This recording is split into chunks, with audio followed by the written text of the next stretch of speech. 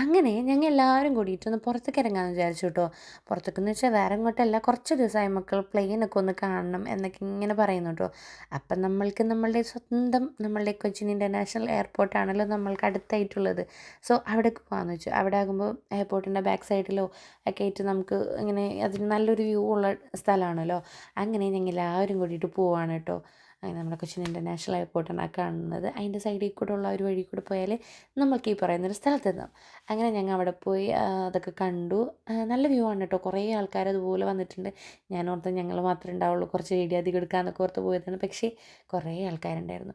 ഈ 2 ട്രെയിൻ വരുന്ന വീഡിയോ മാത്രമേ എനിക്ക് എടുക്കാൻ പറ്റുള്ളൂ. പ്ലെയിൻ വരുന്ന വീഡിയോ എനിക്ക് എടുക്കാൻ പറ്റിയില്ല. കാരണം അപ്പോഴത്തേനും പോലീസ് വന്നു. അവിടെ നോ പാർക്കിംഗ് ഏരിയ ആണ്. നമുക്ക് ജസ്റ്റ് ഒരു ഫ്യൂ സെക്കൻഡ്സ് ഒക്കെ അവിടെ നിന്ന് വീഡിയോ ക്യാപ്ചർ ചെയ്യാമെന്നല്ലാതെ അവിടെ കുറേ നേരം നിൽക്കാൻ പറ്റില്ല.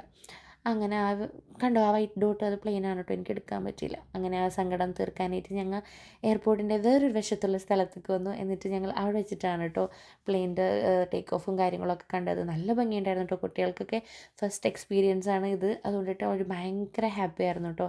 അത് കണ്ടപ്പോൾ ഞങ്ങളും ഹാപ്പിയായി. സോ അത്രയൊക്കെ തന്നെ ഉള്ളൂ. ഇതിൽ കൂടുതലായിട്ടൊന്നും എടുക്കാനൊന്നും കിട്ടിയില്ല, ഞാൻ മറന്നുപോയി.